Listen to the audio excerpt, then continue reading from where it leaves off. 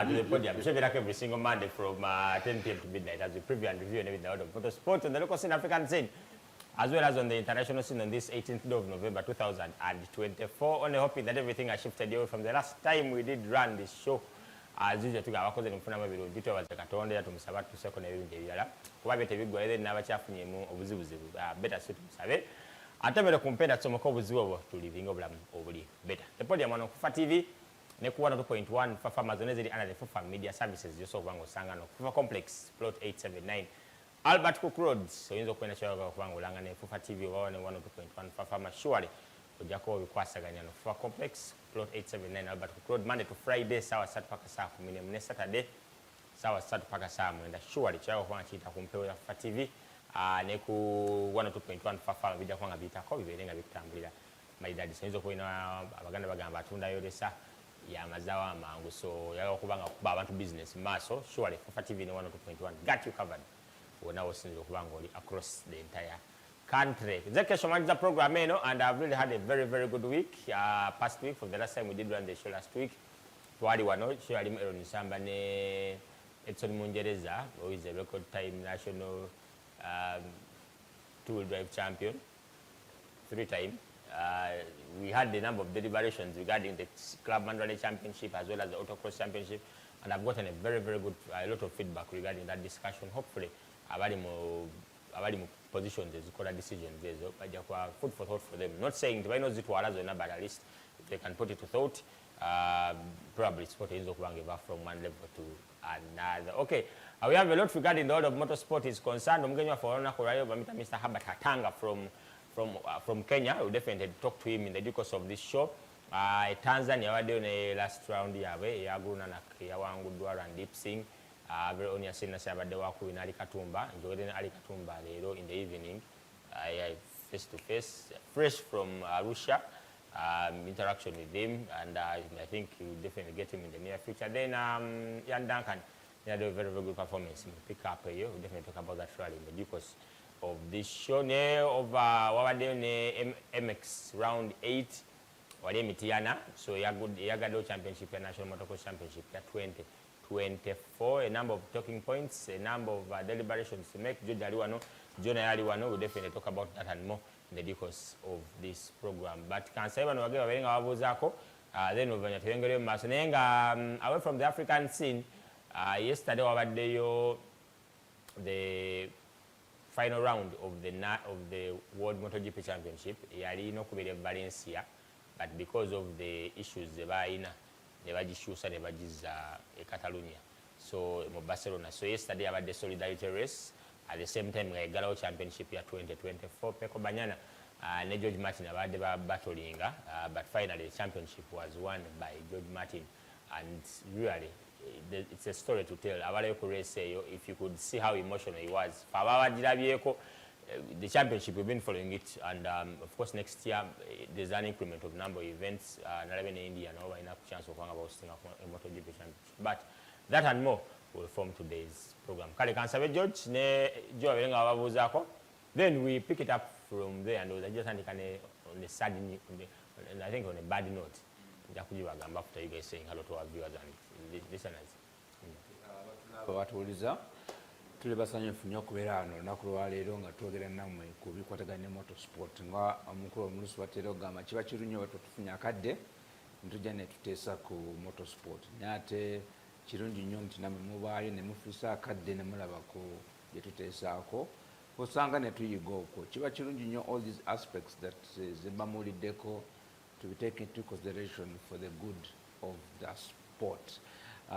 Bukenya na misinze gundi eyo MotoGP that basketball nalaba qualifiers ku Saturday the sprint and everything take all performance but of course everything was for him he had nothing to lose exactly because Martin yabadde ne pressure yamanyi nga okay but again there are a number of permutations there's ever there for Peko to win the championship. One, Martin Yada in Okumalida below 10, below 9th by the way. Yes. Yenga wangu the rest of for Peko who won a chance to win the championship. Yada no kubenanga. It's okay no kuangula race. Then Atasa Martin have financial issues which wasn't the case. The guy was very composed, finished third. Unfortunately, Marquez yachivamu nga buchali with these numerous accidents. So Naleka Chino for Banyana and Martin to run. The qualifications, the qualifiers were actually very nice. That part, then Nefukato Kiri Mitiana. Unfortunately, to have busy the whole time, which is a good thing. To have an event here for MX8 organized by Enduro Uganda Club. Yanyumie track Mitiana pitch is a bit exceptional in very many ways. Now offered, presentation here where is up for the motocross tracks, which is a very big thing. Which never work to maintain it. Chanba de Chirunjinyo. Nenga yetagamu some extra work. We can't say that it's perfect as yet because of this first outing. It's work in progress. By Nzojitereza mbutu sibu unjinyo, butono tono, bachanaba Chirunjinyo nga tuze yoko. Na abasobola okuja okulaba motokaza motokezo ezabaddeyo ne pichipichi ezabaddeyo. Mobile nyo okuja ab'emityana ababadde mu ku Smart Beach mobile nyo okuja okuwa H4 ekitiibwa era nsaba nnyo nti when these events come we should keep going because kyenalabyeyo Bukenya there's a time etuuse in organizing or to focusing ennyo event was against the up country we focus more on the audience up country than on the Kampala audience. We shall discuss that later. Okay, George, we're talking about batulaba abatuwuliriza balamusiza Nyamanya George yamusemakula Katende tata wa Katende brothers and sisters ate national rally champion multiple yonna 20 205 207 and Ponsian the fastest I believe. Younger. Why? What makes it fast? He says he believes. Younger than Costa. 2011 yali nani? Yali na Musansu. Janga mnyongero kana. Sudan ya mtu walako. Sudan ya mtu walako. Sudan ya championship ya walako. 2011. Oya ebintu bibiri obigasse. Ogasse championship n'ogattane fastest kubanga njere. The fastest nakijjewo ddaze embuuzi z'ekibuuzo ya 2011 Susan yasooka otwala wasona ya championships bbiri 2011 ne 2018 kati ya 2011 Ponce yali nani? Musansubu. So kwisa ekya fastest kiyisewo tugende mu maaso ekitegedde twavuddeyo I believe the fastest driver in Egypt. They know now. They know now. On record. Olw'ensonga if we analyze ku myaka gye kati kubanga oba okola analysis omutandikira eri nga tukyali basirusiru n'ojja nti kaakati mu butuufu experience n'ojja mu bukadde we noga ani akyalina pace ng'eyiye ku myaka eyo. Okay, kweje ku myaka gye. Ku myaka the Ponce mutestinzeko this year. in 3 events. No, in 2 events where we've been so. On record.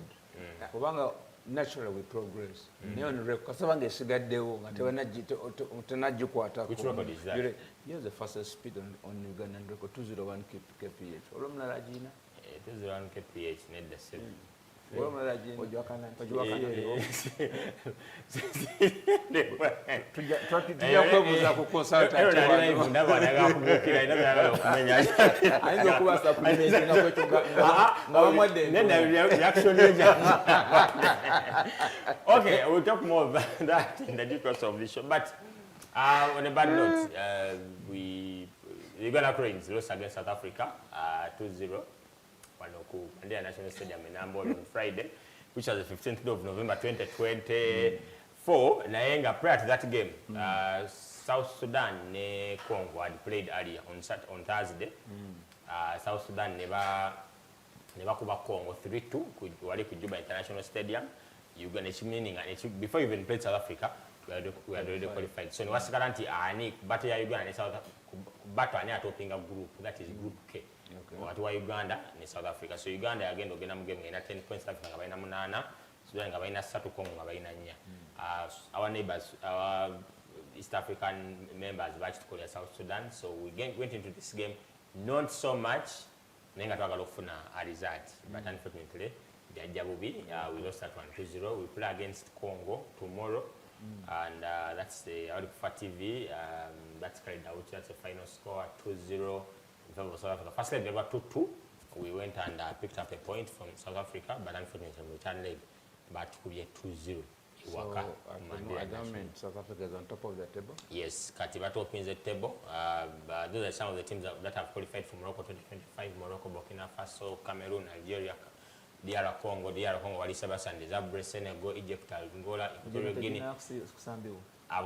Spaces and there are 24 teams. At its door have a question mark, but deciding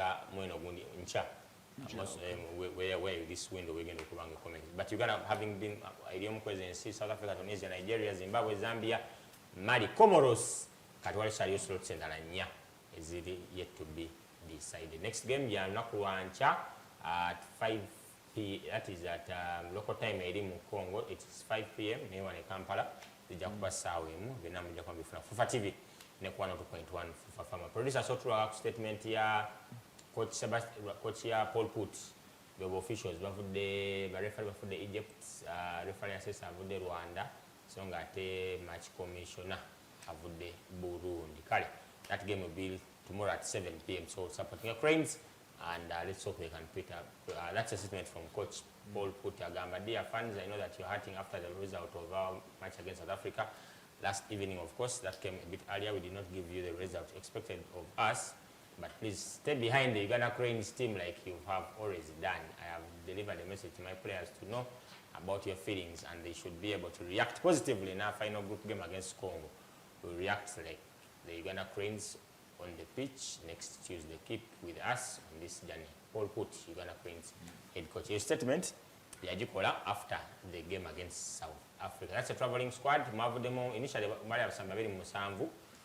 Ne Wavude Kondoza Mugolofa among the goalkeepers. Abasigade Basigado. Then of course ne Gundi Yakomio Shafekna na Kukiriza. Abadene Ibuzo via senior 6. So Aliomo Yakomio Mukamps are traveling the net team. So team Yatu said that Waliko Congo, and the game will be like tomorrow at 7 p.m. Of course, we have Fufa TV, like 1.1 Fufa Farmer. So what we need to topping a group, Twitter, South Africa, Singapore team, Twitter go mpira.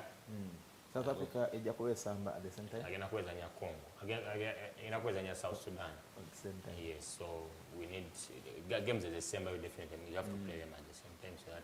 So what took over Congo? What took over topping? And depending on the result, South Africa never jiko. Awani yakola amali. Nekola amali South Africa kwanga Singapore team kwa baina 11 points, tuina 10 points. Chitebeze bakola amali netuwangu tuwatopinga. So South Africa I think jukira to that topping ate bakusidinga. So what that is, but of course to me the team qualified because we had last qualified in 2019. Jukira we had broken that jinx of 39 years and qualifying. We qualified in 2017 under Mitchell, but they had his history. then 2019 under Desabre again, back-to-back AFCONs.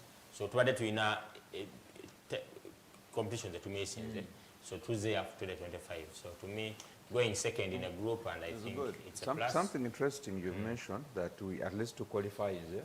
Nabadde ku Twitter X handle ya Aldrin. Now what comments? Uganda's biggest disappointment is we're happy when we qualify. We don't seem to look beyond qualification. We're in a game where just because Nani had done well qualified before this game. There's no heart, there's no spirit. We actually show what we're going to demonstrate in Morocco. So in elementary quality, we have qualified, and that is the height of our achievement to Chimenyo. Yeah, but I think that will come along.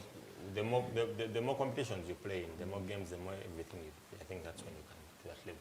All right, we go in for a short commercial break. We kicked off with the review of the round 8 of the National Motocross Championship. Then, of course, to HERBERT HATANGA from Kenya to work with the championship episode of Bang Tamla, then by around 8. Ili Jamhuri Park this weekend. Of course, our very own, we have competitors. Of course, George Aliomkwabo, who have been taking part as a rider parent more championship Kenya Gala weekend, which is MX round 8. Wali Jamhuri Park. Let's get back after this short commercial break.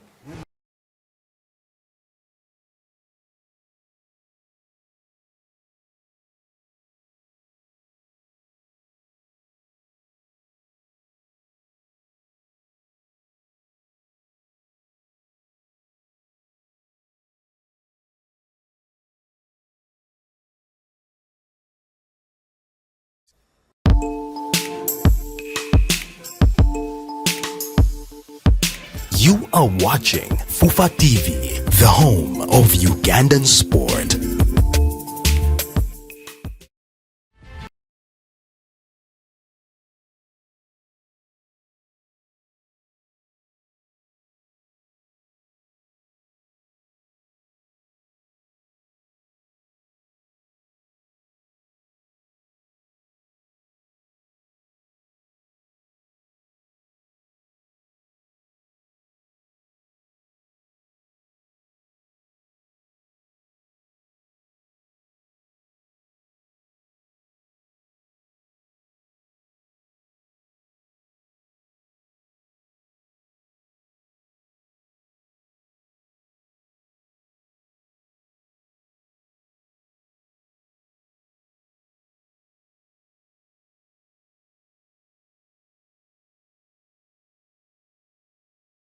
All right, we'll be back from that short commercial break. It's the Podium, straight back every single Monday from 10 p.m. to midnight as we preview and review whenever in the world of motorsport. George Makula, Katende, then Joe Brewer, Team Explode. But I was looking at running through the records, there's a federation about Team Explode. None of its members is known of late, so we could wait it is. And then George, which one was the last time you were in the cockpit, George? Well, in 2019. 2019. 2019. With the Kefa. Net Kefa. I know it's not that. 20. Name COVID. When you Kefa. Okay, same bubble. Kale, on the line we have Mr. HATANGA from Kenya. We have a single out regarding the Kenyan Motocross Championship, Paganam round 8 at your weekend. But of course, you run us through how their season has been. We say come CSC. Then performance in Kenya with the recently concluded Film Africa Motocross African Nations. Yali waye Morocco in Marrakesh, which was won by South Africa. Uganda bali bakubiri. Kenya performance here, but I didn't know because South Africa took up the day. Okay, good evening, Mr. HERBERT, and how are you? How is it going? Very well, thank you, Kesh. We are fine. Nairobi is a little bit warm this time around. We've been getting some rain, and we're looking forward to what we hope to be an exciting race on Sunday. Okay, it's raining cats and dogs in Kampala of late. How is you talking about weather being warm in Nairobi? Do you have rain of late, or it's entirely dry of late? It literally rained most of last week. Actually, I think it rained every day of last week, including Saturday. We didn't get any rain yesterday. I think the weatherman thinks that it's going to be a bit warm for the next couple of days. I do not know if we'll have rain over the weekend. That usually messes up things when it rains.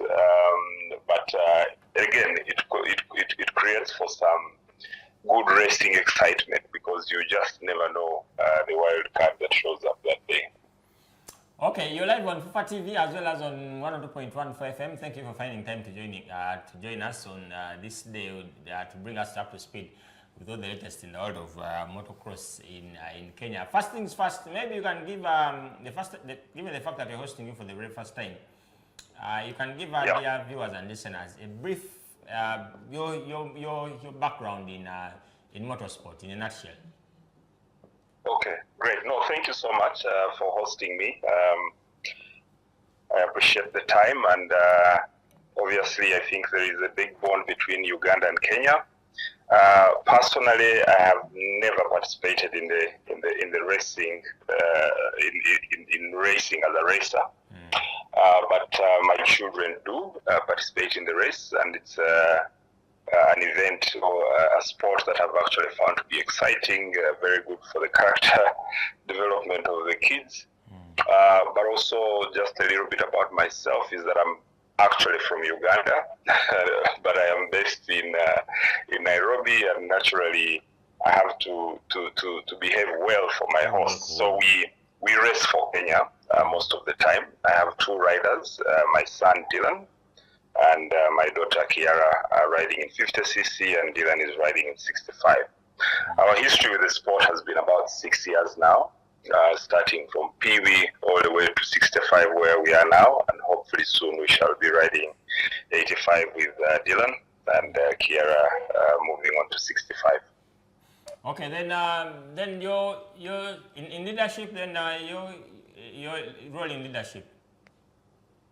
Yes, so for the last 3 years, I have been working with the club on recruitment and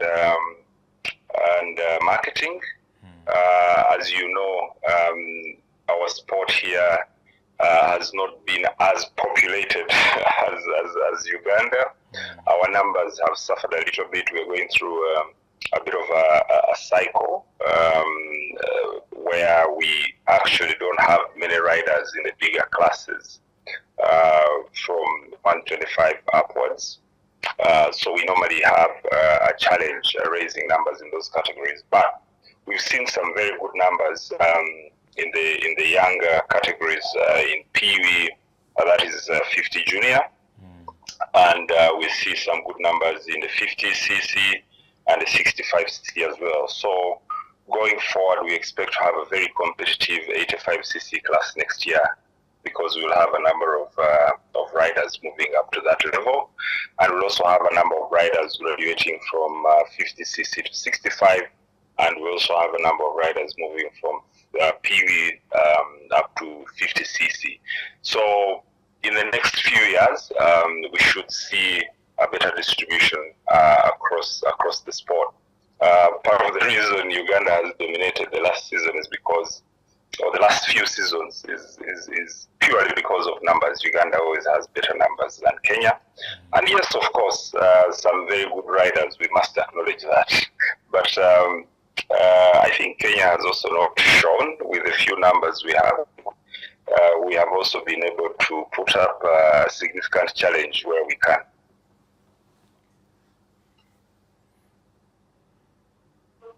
Okay, then what did you make of Kenya's performance in the recently concluded film Motocross of African Nations, which was in Morocco, Marrakesh?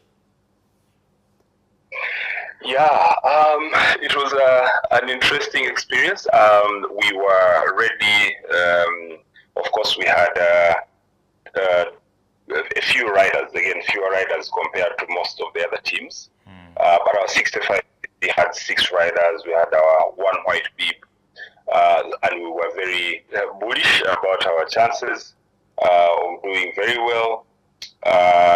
We also had a reasonable class in the 50cc. Actually, it was also a full class of 5 riders. And then we had 2 85s, 125, and 1 MX1. So that we had basically a team of 17 riders across all categories. But we were really betting on our 65s doing very well, because in recent times we've seen quite a lot of competition locally among the riders, with the new riders really showing a lot of form and quick improvement. We were disappointed, but we picked up a number of lessons from Morocco in Marrakesh. I think one very glaring difference was that our riders did not jump as the other riders were doing. But if you looked at the times, I think if we had been doing the jumps like the Ugandan riders, we would have been right there with the best of them. So those are lessons for us to learn how to quickly adapt to new track environments. Then that South Africa did dominate this tournament to the extent that they even won it eventually. Do you think that you, as a country, Kenya was hampered by numbers, or even the issue of the track itself did affect the performance of your riders? Well, it's a combination of both. I think my own observation was that we did very well everywhere else except for the jumps. That's what made the difference. So I don't know whether the jumps were a bit unusual for our riders. That could be the case, but we know that that's a lesson we shall pick up.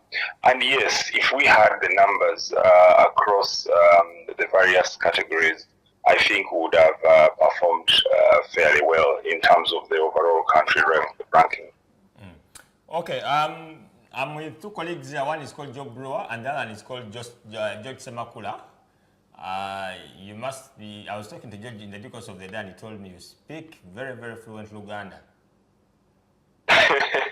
Yes, Nyogera nyo Luganda. Okay, George has questions for you as well as Joe, then we'll wrap it up. George, yeah. Herbert, good evening, Sebo. How are you, Sebo? One of my questions, you've already answered it somehow. I wanted to ask about weather. At first I was happy you mentioned about whether Nairobi being warm, but again you confused me. You know, the weatherman that side, you know, is unpredictable. So should we expect, as per weather forecast, is it going to be a muddy race or a dry one? I don't want to put my neck on the line. But you can tell us those Onjem will be prepared for anything. Atemba Banyi Muvera very flexible. We all are keeping our fingers crossed. Naengeri Enkuba, if it is unlikely to rain this week, I worry it might rain over the weekend. So I think I would prepare for the rain in the event that it happens. And in the event that it doesn't happen, then it's always better to ride on the surface you're used to. But I think I would prepare for the rain just in case it does rain. It might be unpredictable because it rained all of last week. So simanyi oba enkuba eneddamu ate okutonya during the weekend or towards the weekend. I wouldn't know, but we will closely watch the forecast as we get closer to the days. Okay, another one maybe is when is the track closing, and will the Ugandan rider be given an opportunity to practice at least a day? So the track normally closes it normally closes on Wednesdays. I have not spoken to the technical team that is dealing with the preparation of the track. So perhaps you could reach out separately and we see what their plans are. They haven't announced the plans of what they're going to fix and when. And you, as you are aware, normally before the race to call a pre-race. This time we didn't have one, so the track was not prepared. So it might need a little bit more time to work on. So, but I think you can be in touch, and we will give you the information as soon as I get in touch with the technical team. Thank you, Mr. Hatanga. Okay, that was George Semakula, but Joe Bro also has 2 questions for you. Okay, Joe. Oh, Herbert. Yes. You're from Uganda, you're working in Kenya. So I just want to put your neck on the line here. You've seen both worlds of competition. Which one is better, Uganda and Kenya? All right. I will be very honest that for the last few years or several years, Uganda has basically been ahead of us. Twice we've gone to MXO and they've done better than us. I can't remember the last time we put up a real challenge with full numbers in the CSC. And we've also seen the commitment that some of your riders have to actually come for every single race to Nairobi. So it just tells you that there's quite a lot of zeal that we also need to pick up from. So yeah, we are observing and we are learning from our neighbors, and I think I'm the bridge somewhere in between, trying to manage both sides of the conversation. So we think that in the next couple of years, after we've also built up our numbers, we should be able to put up a significant challenge on the team. I think it's also good that both countries have opened up the championship to allow for competitors from the other side to actually compete in the championship on either side, if you know what I mean. Yes. For instance, we've had Notia coming and competing in Uganda, and we have Katende Jonathan consistently competing in Kenya. We think that this is an opportunity for them that can actually grow going forward to have the riders crisscrossing as often as they can. Okay, so still keeping it lighter, when Ugandan riders come to Kenya, do they attract that much of a crowd to come and watch the entertainment and the show of skill? Yeah, I think it's beginning to pick up some curiosity. I think across many sports, you don't, whenever you compare almost any sport between Kenya and Uganda, you always see a bigger fan base for whatever sports you're talking about in Uganda compared to Kenya. We are trying to change that, and the numbers are still small, but they are growing significantly. And part of the reason again is because we try to create that environment of Kenya versus Uganda, 65cc up front. It creates quite a bit of excitement, and people like to see that. So we see numbers coming, and we like to talk about it as much as possible in the run-up to the events. Okay, maybe one last one. You've never ridden before, but you are rider parent. But you are also an administrator and an official at these events. So the question is, have you had any challenges balancing your role as a rider parent and an administrator or official of rallies, of these events? Or have you had experiences or chances of conflict of interest as a rider parent, as an official? If so, how did you address it? And what would you advise to somebody if you were to face similar issues? Yeah, that's a very interesting question. So yeah, naturally, we are all parents, and we all are vested in the sport. We all want to see our children doing all right.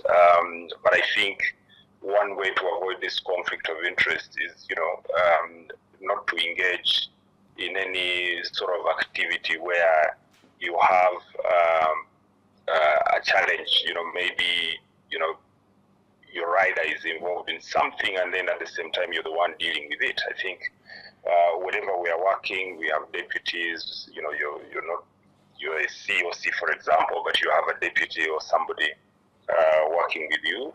So you would rather refer those kinds of situations to your riders. Sorry, to your deputies. But what I have been lucky with so far is that I haven't found myself in that situation. So I wouldn't know exactly whether what I'm saying is relevant, but I think it's always good, and I think it's just like normal governance in any organization, whether it's a business organization or sporting organization, to recuse yourself of things that expose you to a conflict of interest. Well put. We'll see you in the CSC. Okay, then confirm about the venue for CSC round 2. Yes, so CSC round 2 is slated to take place in Vipingo. As far as I am concerned, that is the communication from MFSK. I represent the East African Motorsports Club, so I can't speak for MFSK, but as far as the calendar we have, we've been invited to show up in Vipingo for the CSC round 2, which also doubles as the Kenya Motocross National Championship MX9. That will be the last race of the year. Okay, then in regards to the event over the weekend at Jamhuri Park, any battles to look out for? Wow, it's very interesting, and I think Semakura will tell you that 65cc is the most competitive class. It is the most entertaining. We all like to see what's happening. There are riders who have emerged. Amani has been quite spectacular. His improvement curve was quite exponential. And now he's, sitting second, some points behind Jonathan. And yet the likes of Dylan were, built to be at the very top, but things didn't work out, partly because of luck and sometimes because of situations, reliability issues. And then we had Keegan Mutuma, who was doing really, really well, but because of an injury, he has not been consistent. He missed some races, so that basically took his point tally down. But they have interesting wildcards. Barry, not here, is looking really, really good. He can mix things up. Actually, there's a set of riders to look out for who are likely to mix things up. People Barry not here. People like Raya Mugo, who is looking really, really good. And by the way, in terms of lap times, he was our fastest rider in Morocco. And it's just that, he wasn't very consistent, but had he been consistent, I think he would have been up there with some of your best riders.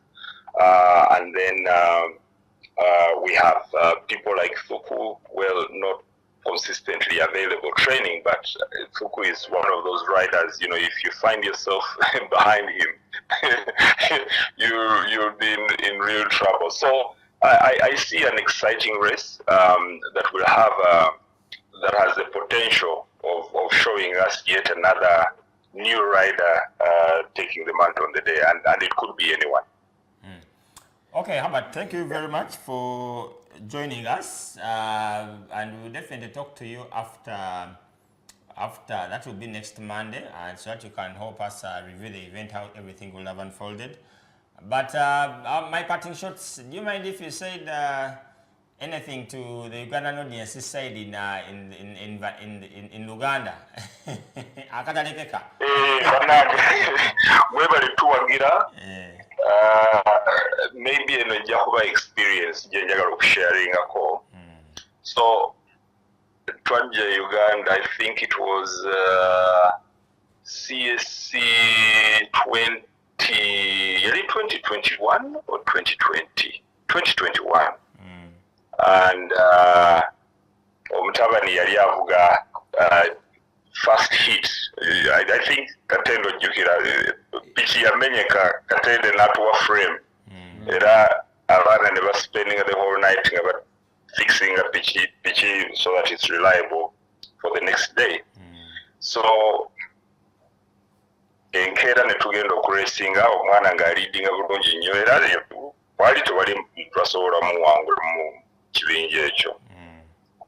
Naye epichi neefa kakati n'akaaba nnyo ne mubuuza naye kye kyakkabiza n'angamba, can you believe abannayuganda ate baselebrate nze nga pichi yange efudde ate nga ndi munnayuganda. So kyembadde nnyo okugamba bannayuganda nti ono naye muntu wammwe ne wabeera ku side eri era abeera kalinga flag yammwe. Era nkyogedde mu luganda ekyo nga tebajja kiwulira bannange abawa. Tebajja kiwulira yega. Kale tuyanza nnyo. I will definitely talk to you on Monday and you run us through how things will have unfolded at Jamhuri Park. Okay, great. Thank you so much and have a great night, guys. It was such a pleasure speaking to you. Okay. Okay, we're going for break. We'll come out more of your discussions on motocross. Which is Sebo? Rene, Captain.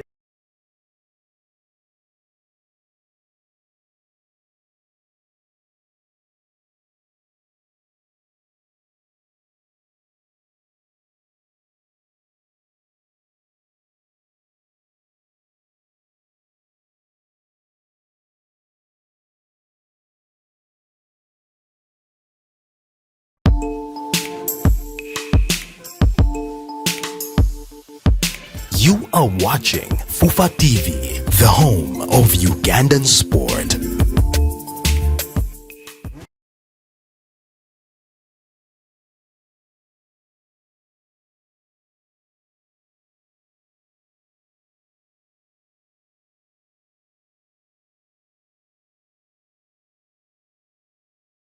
Coming back from that short commercial break, it's the podium to be like every single Monday from 10 p.m. to midnight as we preview and review in the world of motorsport. Prior to that break, we're going to HERBERT HATANGA from Nairobi, Kenya, digesting a lot regarding Kenya's motocross championship. Of course, that brings up to speed with Kenya's performance most Team Africa Motocross of African Nations, Yali Marrakesh, Morocco.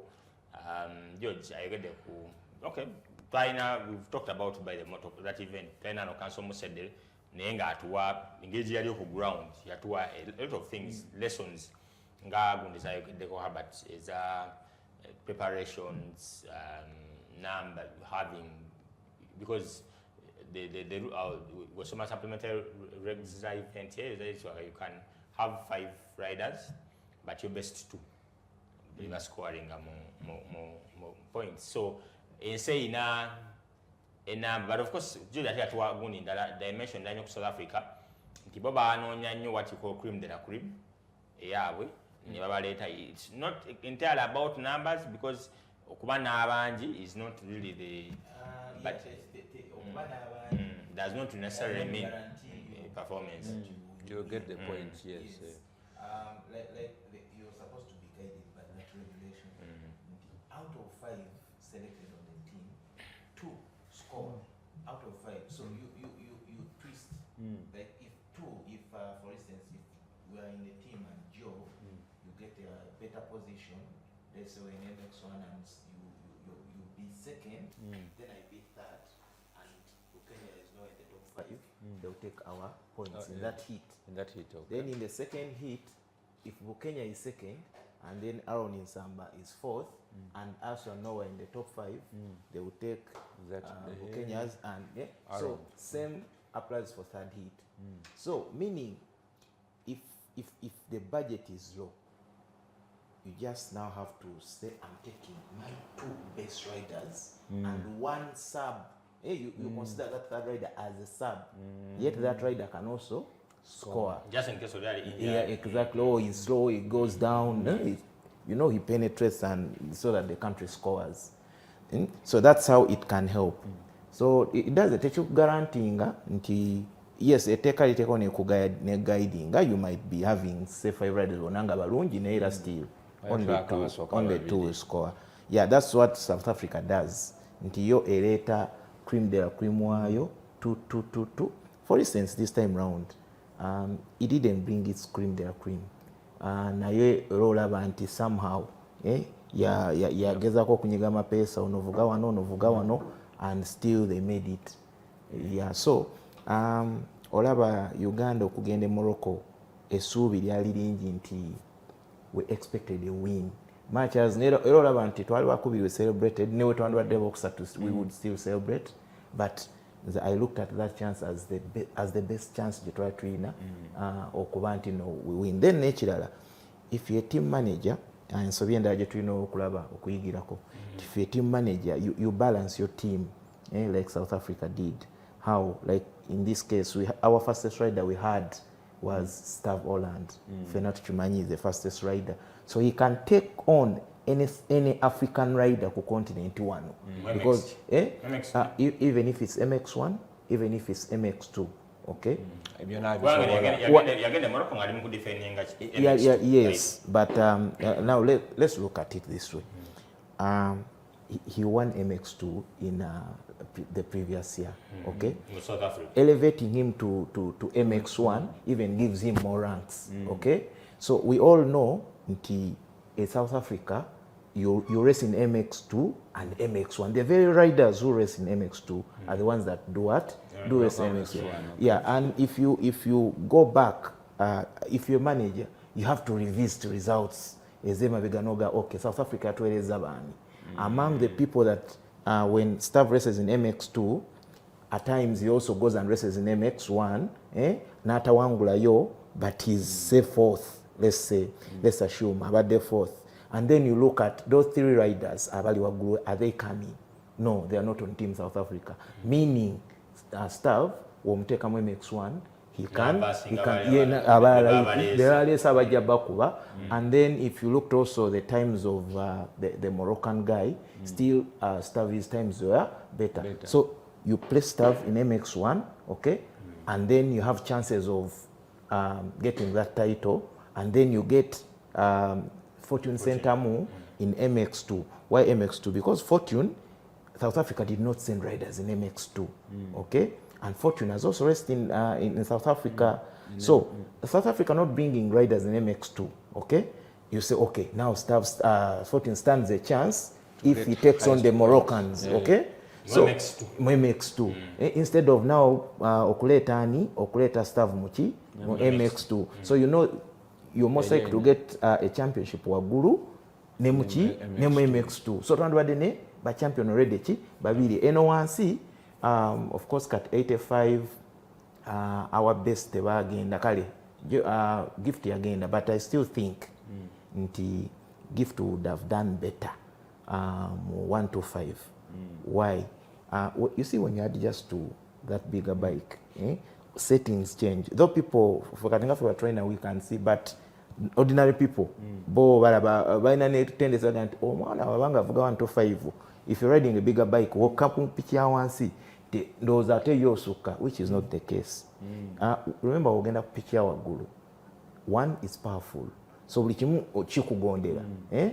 Kakati wojja kweno pikia wansi, buli kimu olabanga kikaka, olabanga a risking, you know.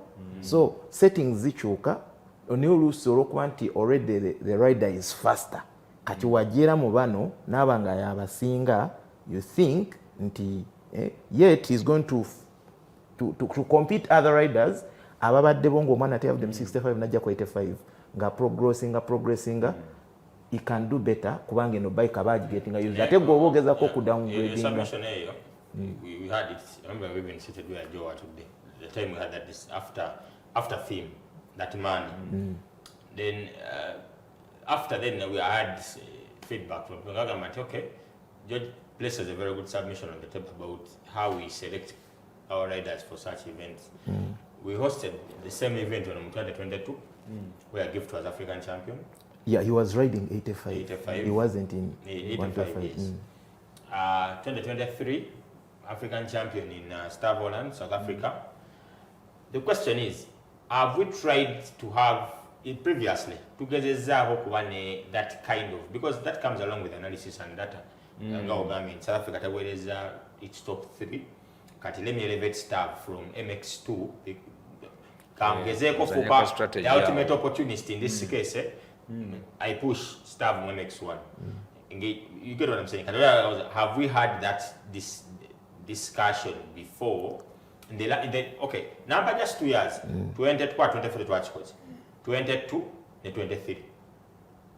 22 ne 23. Chakaza ganti tuchigezezako in the previous performance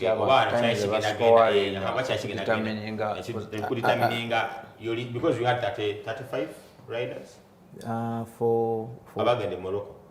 tebawera 20 over 7, something like that. 26. Okay, they initially start 35, so finally trim to 26. Did we have that in? Were we cognizant of such, or have we been cognizant of such before?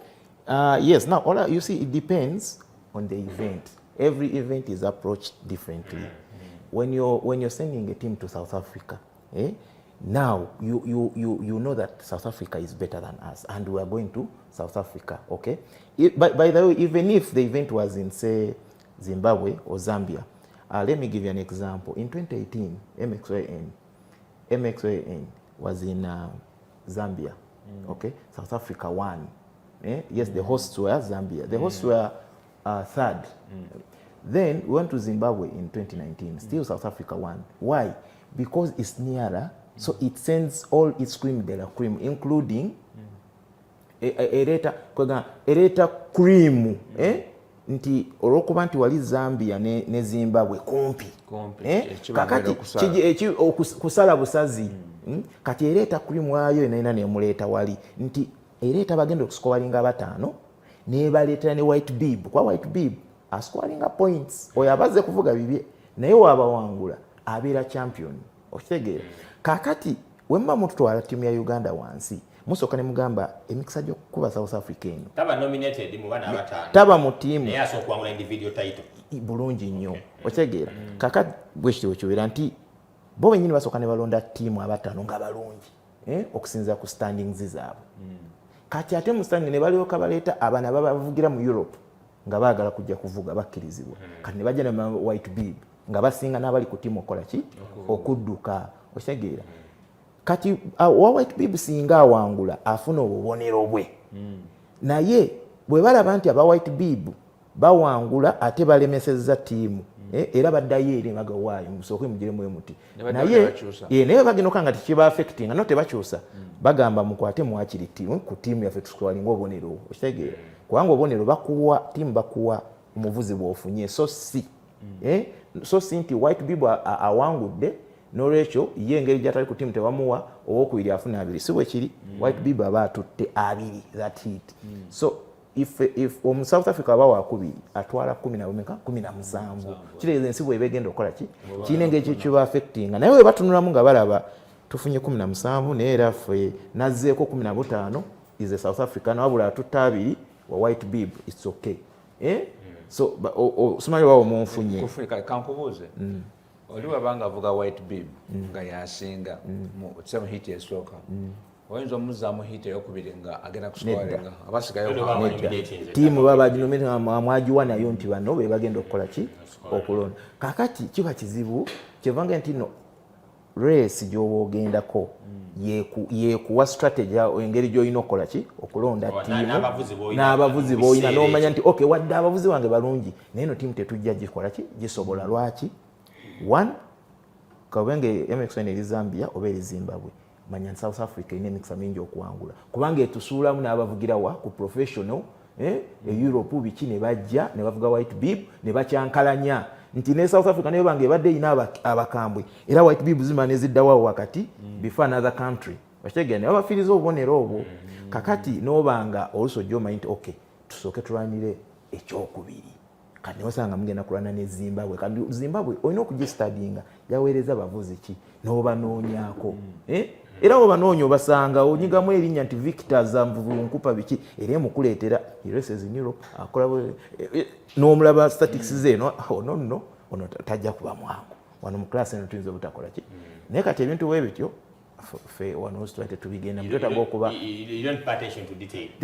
tebabigenda mu lw'ensonga nti ebintu bate bwe baagala birala baba mu birala nnyo naye nga byebintu bwe bityo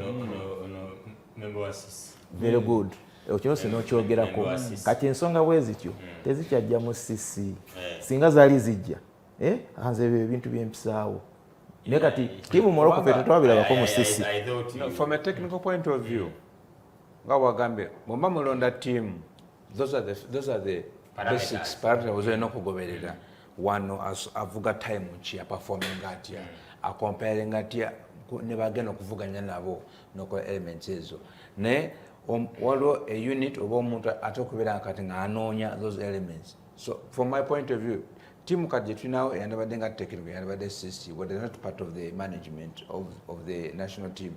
Knowing that the FMU is going to send a technical team, I mean bavuzi bagenda ba competing bandi tute responsibility kwanti kweka tusoke tuvinga bino ebintu then mu discussion tukole presentation yo etukeyo but the element will be nti actually baba ne provision nti bajja kuwayo a technical input in the team that is going to guide the what? Because the organizing the competitions committee that is is the it. technical That is how it's supposed to be. By the way, you are right 100%. Idea is you bwe kirina okubeera kubanga tulina tandika eno wansi yeffe tutegeera abavuzi abo technical issues ffe tuzimanyi from organizing wikimu bavuzi byonna so teri kitulema naye bwekiba tekizze twagala tukikolere ki. So because of we're having a lot of hiccups. In my view, most because what I've been to forums, about people making deliberations. There's a forum called Competitors and Excom members. There's one called the UGANDAN Drivers Association. People bring out all sorts of views. And like you have people into this, okay, like Excom, because the Excom forum is the one that bridges the gap between competitors and executive committee members. People yes, so far. I'm yet to see. Over kuliko Excom. Yeah, but communicating Jackson trying to speak on behalf of. Kata Jackson abayogeranga Jackson ng'omuntu oba bayogeranga federation.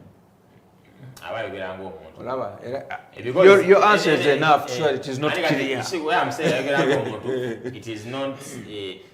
At one year, by the way, you're going to call it work, and you have this. Okay, is he speaking as JJ? Is he speaking as the vice, as the assistant secretary? Abakakanya mbeera. Chimanya abakakanya. Kwachi kubuza has it worked? Mubanga this once we did bakiteka mu musera gwa Dipo. So I don't know how many years into Dipo's administration we bakitekawo. Ogateko na guno magwiza. If there has not been any significant change, it is not working. Secondly, Jackson niwe bagamba kigenda kolebwa kwa bekiruki. Nenga nemutafuna feedback after that, it is not working. Kiddayo kubina ebintu. Obuzibu fa buli luddawa. Nze I'll narrate this way. Nti abakulembeze baffe bebakyali weak. They lack strategic thinking. They lack collective tufunewa tebalina big picture. Nze up to now I still insist. Noba okwata management yono gituuza no gisimba line. Noba kama kati buli omu annyonnyole strategic direction ya gundi point ku point. Ono kyayogera no tebikwatagana because they don't have a collective ideology. They came up with the harmonized manifesto. Yes, mukatabo kati gendo babuze anyakasomyeko anyategera akunyonyera point one by one odde kumulala naye akunyola babikwatagana. That's why you get if they are collected or not. Twalinga mu RFC we used to have a collective direction nga buli omu ali mu management ateegera where we are going ng'asobola okunyonyola kintu kyekimu era agamba nugu nyangamba ne ba members bennyini ne bakitegeera awo you get a ball rolling ekino ekitemu nga kina gye kidda naye nga our issue is which has been a standard buli omu waakwata akikwata nakivuga ye nga bwe kimukolera ate oli omulala agamba eyo doketi yooli sijja gikwatamu kati they only come together they only come together nga waliwo something to sort out after that buli omu naddayo mu doketi. One of the things George Kunji yayogerako ono kanso omusadde we twali mu show yagamba nti our riders were button for posting a better times mu hit 2. And indeed it's true because when I looked at the results our time started getting much better in second and third heat. That's when you even had Gift putting up a very good performance in one of the hits. I think it was the second or third hit which he put up a very good performance. Nae ngamubuuza about yagamba they were hampered by the track. Track yali they are not used to the track. Suppose yagamba track yali etya? It was sandy. Yali hard pack kakati as per communication from the organizers track a hard pack even from a one Bruce who is a trainer and you know yali yona agamba sema nakuga because I also expected Morocco to be sandy hard pack siye yafe yeringe yafe you know so kale his point ayinza okubanga ntuufu it's across the board ku buli nsi womba mugenze mu kifo ekipya kyekimu Jonathan has been going to Kenya naye nga first hit because usually batwisting a track leero mu Bugandala tebanga olaba garuga nti yeyo leero mu Bugandala next race mu Bugandala so wojja n'otuuka ku makya ne bakwa official practice is when you have to check the track nejuka baba bagivuzeeko kubanga bawaka kati ovuga bote first hit because that's when you're given some time okuvugivuga ojuwe road practice kumala kubanga bakuwa for instance kale Manko Cesar Kenya bakuwa 3 laps era Jonathan is a man kati ate MXON yo ya mateeka bakuwa enough minutes mwe batuwa edakika kali kwanga tusoka kola practice official practice ngezi before first hit I believe oba omaze at least okola ki yes kakati ekyo kiyinza okuyambako singa abarida baffe badde bavuga different tracks nojja n'obagwamu ng'abana Kenya n'ovuga hit esooka hit eyokubiri n'opikinga kati omuvuzi yenna nga badde avisitinga different tracks official practice eba emaze okukumala okuba nti osobola okuyiga n'omuvuzi by them official practice you can even come to the mechanical zone n'oyimirira muko you chat with the manager team manager ti omwana oli omulaba nti ye because you've been doing practice but you're not following bano rider who is mwena bakutadde ne waliwo ali emabega nga bamutadde after you but he's faster than you neto omulaba so manager we have to be technical watch the team yimiriza oge wante oli akiri alinga jumper ode HERBERT HATANGA wano wagambye nti bafuna uziwa bana bwe bayite bakola ki naye muyimirize omugambe nti oyo mwana omulaba nti time ze nnungi n'oli time ze nnungi naye singa okola boti ne boti you can match them nja kubawo ekyokulabirako ekiri very very significant twagenda Romania World Junior Championship twali bapya naye olwokuba nti lekangamenti I was first mu kulaba kibigenda bitya n'okubuuza babata ne mufuluma mu zone ebanga waiting zone mu practice ne bata omu buli second kati oba oyagala okukola time ennungi jjukiramu eyo practice mwe bagenda okujja qualifying hits mwe bagenda okujja best time bo batwala best time tebafaayo emirundi emeka gyokoza aba mirundi egyo okolamu best time gye batwala kati olina okujja ali mu bantu abasooka so that tofuna traffic tuwofuluma what making sure you maximize that opportunity toyina gwosanze jampu zikuba ogweyo timulapse zisooka you might do your best time nyamanga gye bagenda okulonda so the first 10 bagenda okukomawo we bati basange bano abalala bali mu 30 okutandika okusanga traffic eno bagudde nga bakoze eddaki best time zaabwe kati goja late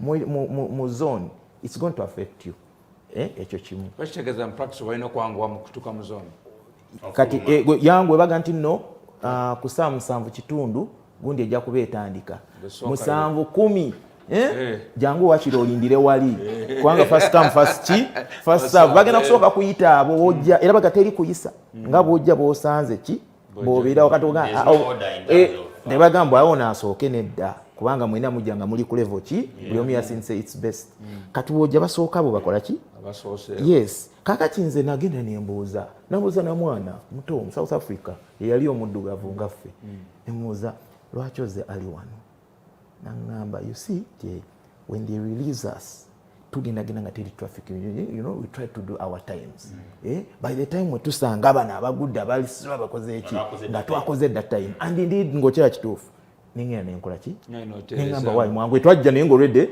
tulimu collate kati ekirala era ku world level nti Netherlands kati nkiwa timu yagenda naye nga bino tebimanyi kati wemugenda one nagamba ba Miguel ne Jona nti practice genda noonya best time ojja line gyowakutte gyoba osigalamu osobola okuba jump wawinza okujja ne rhythm ng'olina kuyita bwera okusookenga jump kati nabagamba ne babivaako mu practice times ne batandika competinga nabano bajja ono tampitako nenzije nembatuze nemaga mwakoze kikyamu nabagambye temuva mu line akuyitako muveeko abadduka nekiri nti ofunye qualifying time kibalemye eri jump yakulemye kubanga wakutere nnyo omuntu ozibikira onazze wadde tolina kuba competitive wadde olina kukola time yo kati nemugamba osigaza chance eki mu last chance Miguel yali mu kya 19 ng'already alina frustrated agamba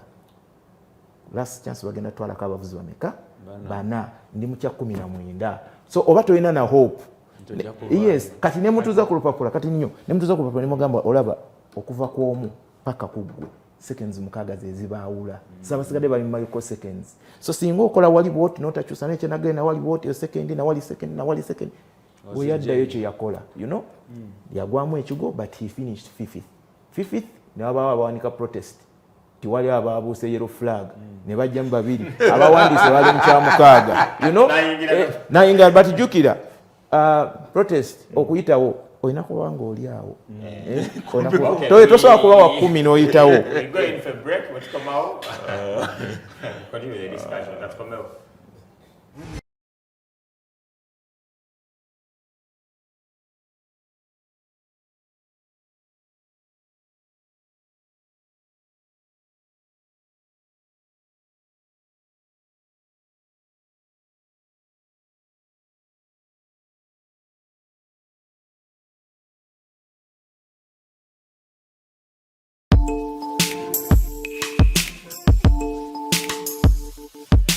You are watching Fufa TV, the home of Ugandan sport.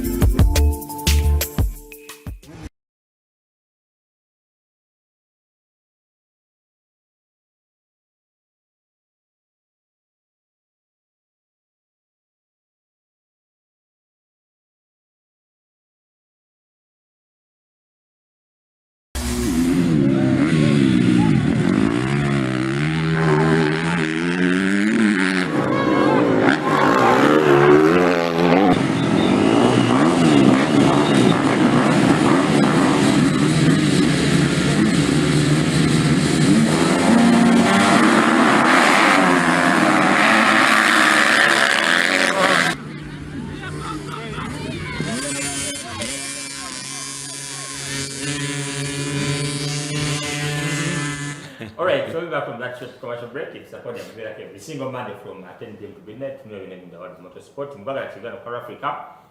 Mpozi ne musio na zeke shomaliza program na George Semakula katende ne Job Brewer. Tutoka ku motocross. Of course, earlier we talked to HERBERT HATANGA from Kenya. Very a Ugandan in Kenya. Ena kaisi zao aga chukajise wale babere lumba wagire beno but by the way tuwele Kenya buli dira lwawangula tumusitula na bendera ya Uganda ne tulekayo ekinyiizi. Joe, what did you make of the Run 8 which took place over the weekend? That was yesterday. MX8. One of the things of spreading the sport, Cravia, all of us, and it's low now that the sport has to cover at least 75% to be called a national federation. Then 50% to be called an amateur. An association. So, and then federation covering a profession. Then association covering Federation is professional and amateur. Association is strictly amateur. HATANGA covering 50% of the districts. The assembly at least 50% of the delegates from at least 50% of the districts in the country. No, okubera association. You have sport yo. You know, at least 50% of the districts. Yes. Then assembly yo. You know, at least 50% of those 50 districts. Yes. Federation 75%. 75. Mu motorsports the district kumunya. Of the 140. Of the 140 something. 146. Yeah. District chikumunya. Then 50% of chikumunya is ensambu meka. Since amunga mubiri zino kubera mu assembly is voting ali kata tulina okukyusakyusa mu system yaffe kubanga kigenda tukwata babadde nalabyeyo abavuzi babadde asatu mu 8 very interesting event kyansanyudde nnyo.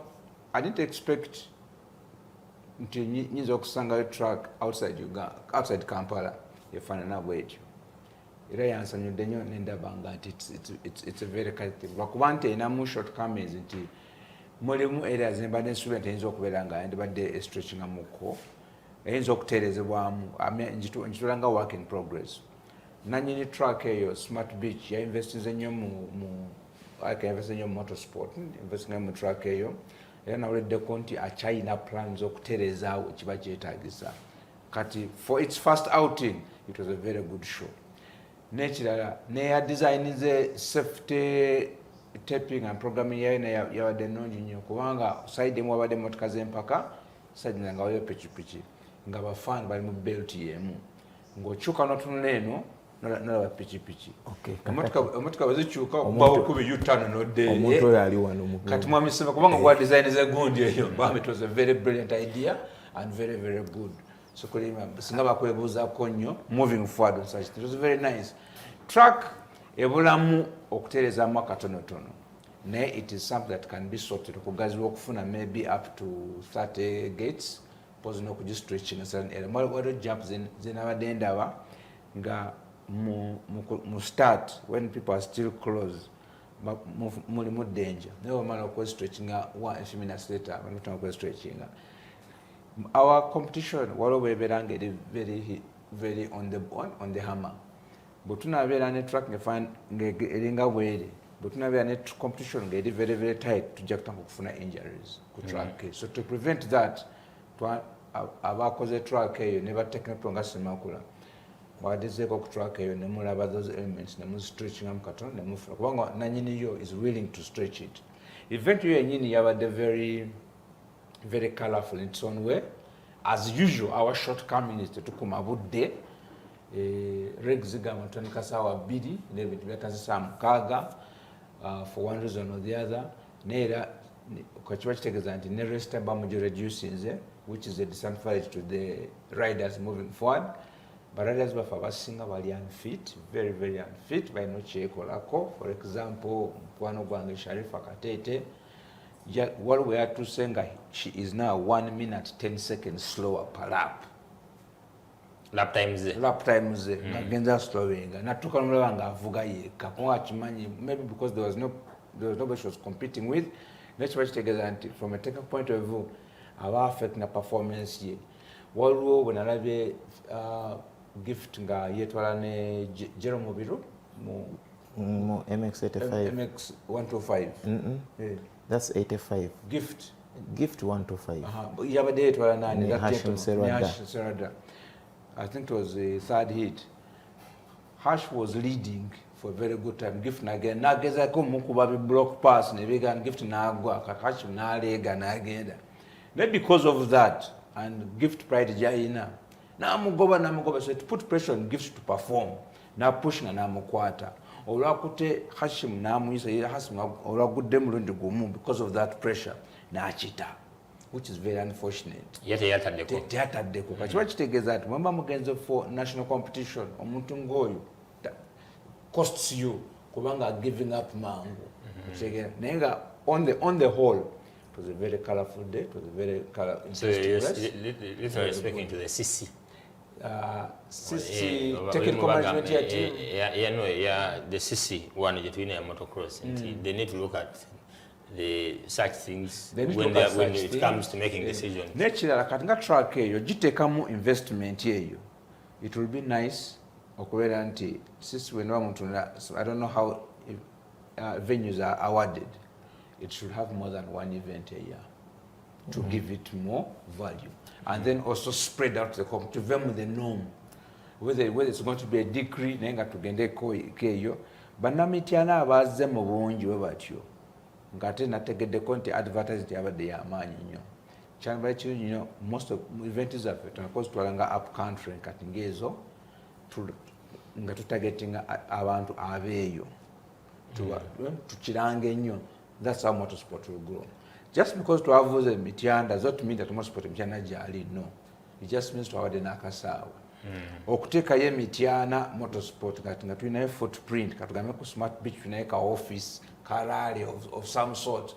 Baba riders awatasoka kola mulimu baba marshals awatasoka kusoma something like that. Is when we can say katuna footprint. Kubanga nze chemanyi, if we don't put another motocross event there, that thing will die, like how some other tracks are dying out. So we need to have more activity. I wanted to supplement Joy's submission kwe ensonga. Olaba motorcycling okula. Nti wofuna an investor atadde sente ze awantu ngaawo. Olaba jump emu yokka omanyi motocross track esinga okuba expensive okola. Kati jump emu yokka magulu 10 z'ettaka ezigendako. That's a lot of money. So lips, okukola lips awo maokola jump mu shaping. Sente nyingi kyokajjukira nti ziba jump nga 6 plus. So omuntu nga yevudde sente nga agumidde kummwe temujja mutwala events. Abazadde ne bavaayo ne bagamba nti tetujja genda kuvuga nga wawulidde rumor. Tetujja genda kuvuga track ambi. That's not sportsmanship. Olw'ensonga nti one, we do not sport etugamba nti tetulina ku discouraging, we have to encourage. Kabenga oli omusanze nga piki avuga atagala tomugamba nti ago otagala va mu piki. Muwage ekyokukola. How do you respond to the concerns? If I say, I'll give an example.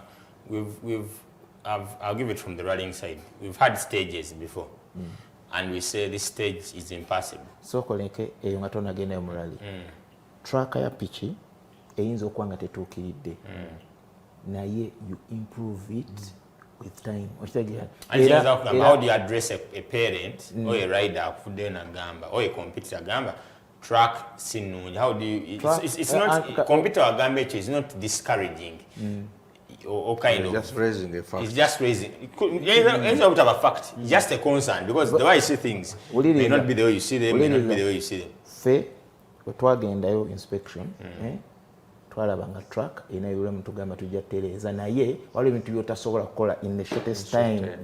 It's gradual. Noga okay.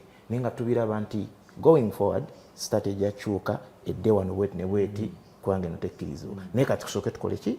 Tugendere ku kino cautiously. Nafe netwala abaana nga tukimanyi nti tele 100%. However, wetwagivuzeeko nga nfukirire enkuba etonyeemu. Nalabye nga abaana banyumirwa okukamala obukamazi. So tulina kukolako a few things by the way bitono to improve that track. Kuteekamu coca stretch. But we also need those corners. You know? Tubadde tulina track eyina corners wezi. What informs track designing? International standards?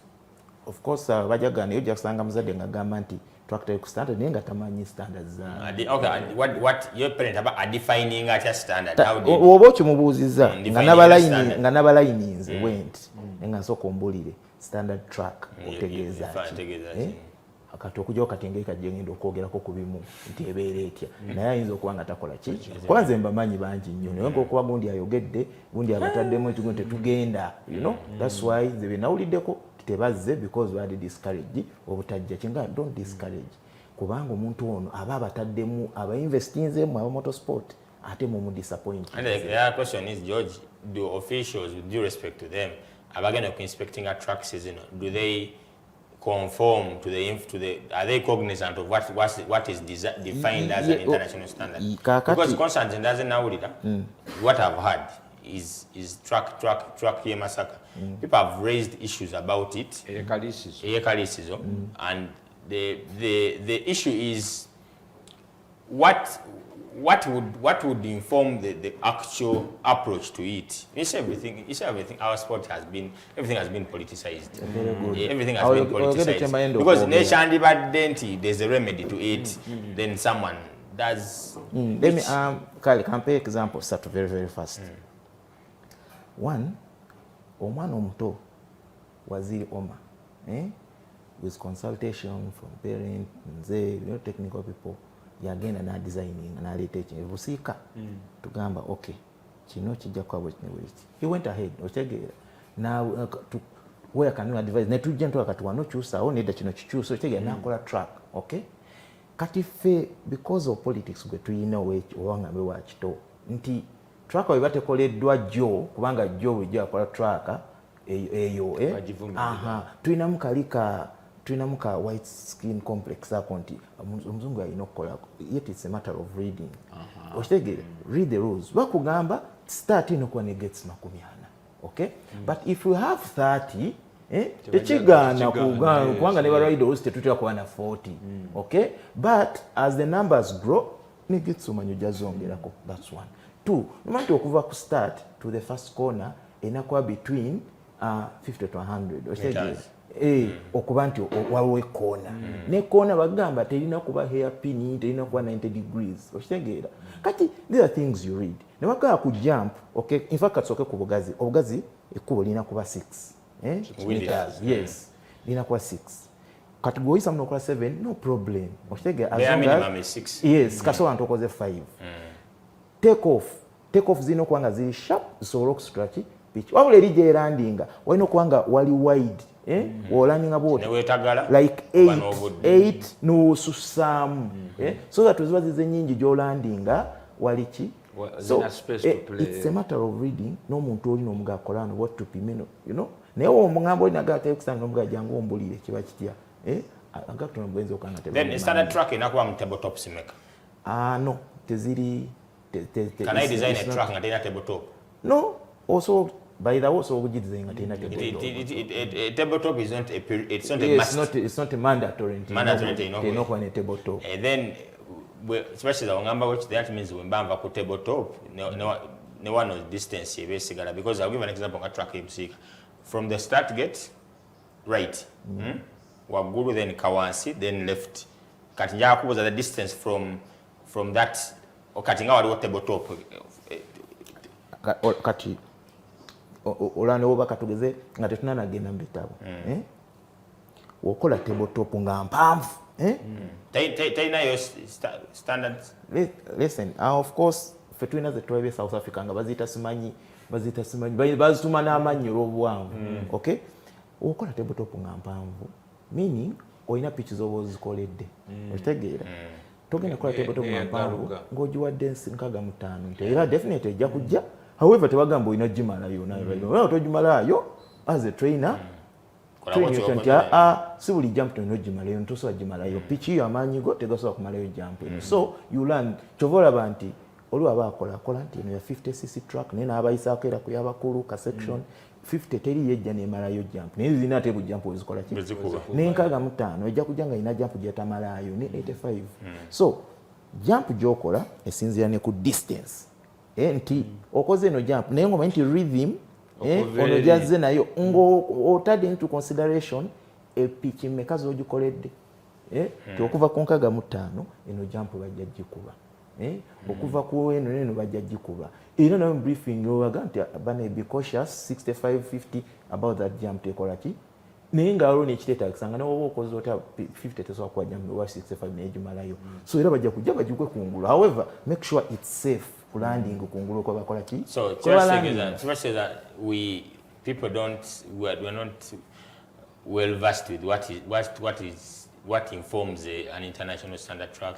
Because I've seen abamu bamanyi abalala tebamanyi kakati abo abatono abo abamanyi sometimes they mislead kati noli oba kimugambye ngamba jjo nejjo ngajjo track erimbi teri kugundi ku standard kati nejjo nayo ajja kutwala ekyo otegeera nze nyinza okuba nasanze kapati kamubwe kati nga kafunda kali nalo tekakoze 6 ze nga teri kuki tetuukidde olw'ensonga aliwo kagundi kaliwo kati kamu oba nensi ne buba busatu but these are things we can improve nogawoli kubanga kati ogeza nga nanyini track we ali ready okukola kyonna kyetukola ki oba nyinza okusanga a part of the track nga kunze I think it's not safe obanga tetuukiriza nze bwe ndaba naye ate bw'obalamu regulation wali it is within regulations kuba nti my interpretation of it obanga move waitu naye nga omukolo gwagambye omuntu kasaba nga ainvest nze bwatyo kyandibadde kirungi nnyo the federation to consider that investment. Mumuweyo 2-3-4 years of serious business. Anyway, one of the challenges that we know, how many motocross tracks do we have? Garuga 1, Busika 2. Kati ngochakomye kwezo. Zatandika ziri ku standard.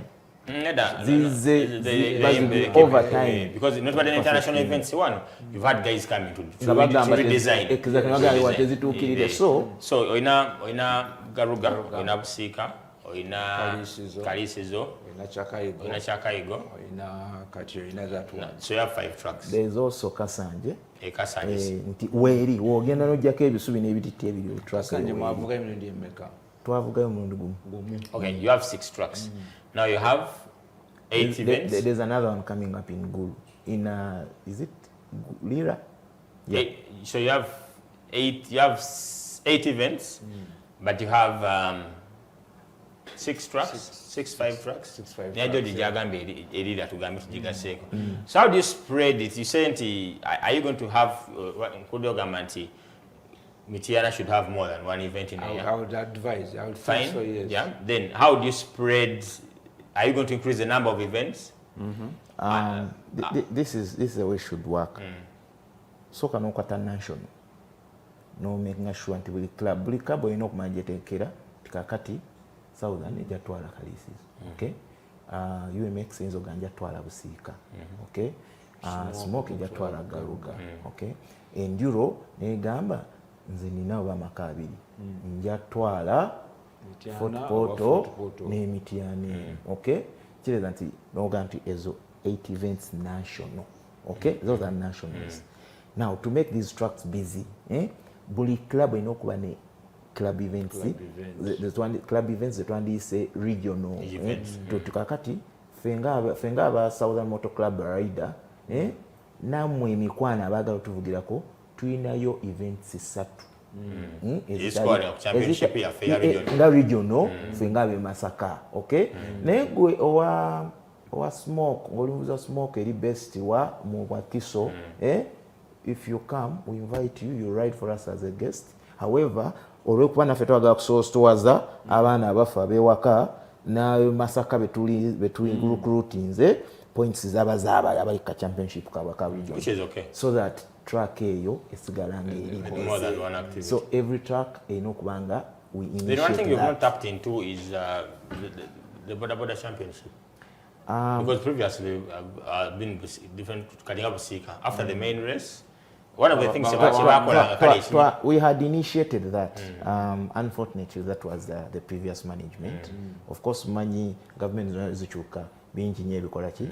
But that have ended in the last. General Secretary yali part of kugwin initiation yeyo and aliku management aso choose okusa then singa abachukomeza omusisi we can rework it up kubanga twagala kubafuula like bajje baresinge in a safe way Ate nga nabo tulina formula nga yaabwe and we are looking nga tubalaba nti mwe mujja okuva abajja okufuuka rider parent or a friend absolutely, because if you're looking at making your trucks busy, it's one of the avenues you can explore. And we saw the idea to Kenya that Kenya kitandisa ate yegena kitandika tandowooza ate ekitwale masato no one it can be, but you see, it's about kubeera enterprising and thinking outside the box and strategic. And keep saying ngamba politics alina kuba kukendeera tutabeera selfish. Tulina okukola ebintu bibiri era nja kusima nkiyimbiriza twawule political management and technical direction. Those things should not be able to merge. Issue gye tulina nti our technical designing is taking political approval. It should be the other way around. Technical design and technical inform policy. This is what we are going to do. Bakwe guideline what we want. We need to spread the sport around the country. Technical and they have to be. What is the basis for your decision? Okay,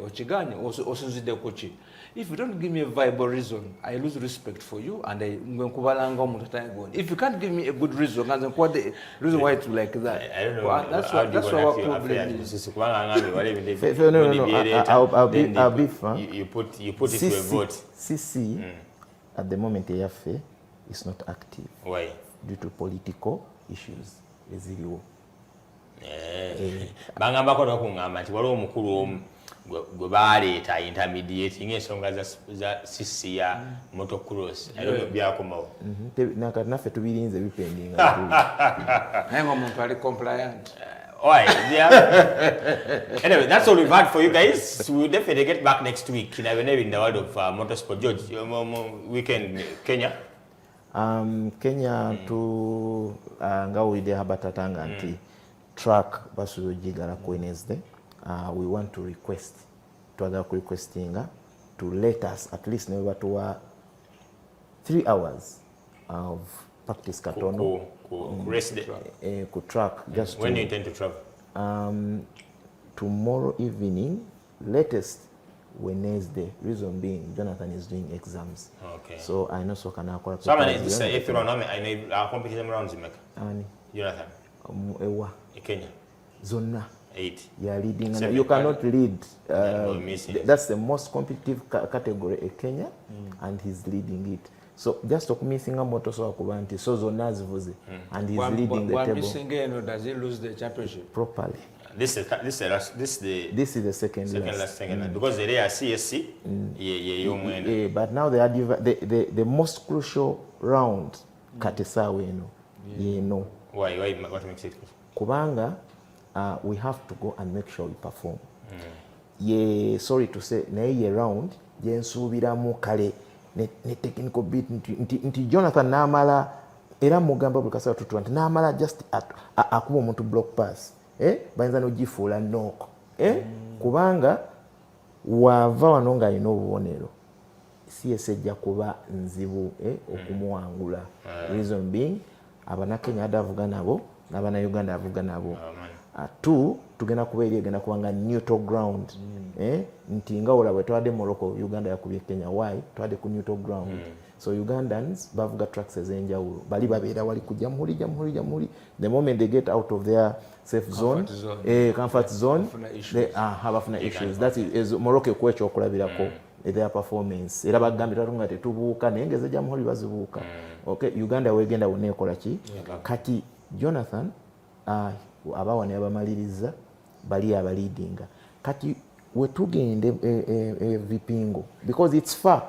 Na wote baso baganda tuwagenze mu training Mombasa ne tukomawe Kampala. It's far. Kitegeza they are planning the way we are planning here and tujagendayo a few days before the race to practice ngenabo. So tebaina advantage over us.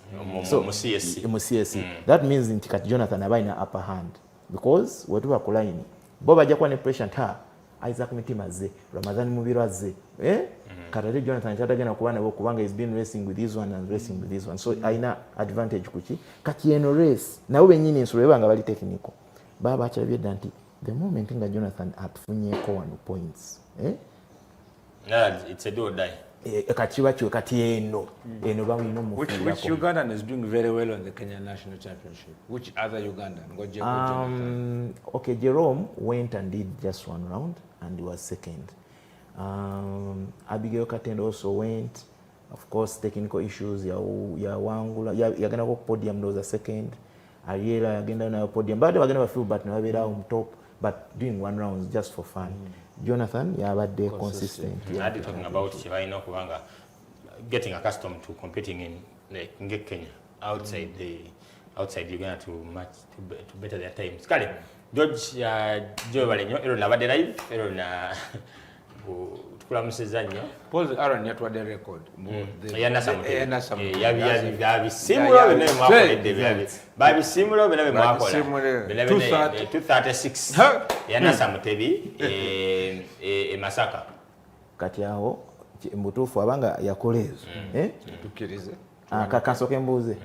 Yazikola posa nga motoka efudde. Kwanga jukira kati tuwadde tukomyawo kiri nti ani akyalina pace ku myaka egyo kati nassa ate y'omu mu myaka giri ekiregeeza nassa kati nassa naye tumucrediting ali ku mmeeza eri okwali munana nabi yakola naye simanyi abatrack oba bali mu kisimanyi n'emmotoka kati munana we yabikolera kati ate n'ebikola muzungu giya zitambula ziti giya zitambula ziti.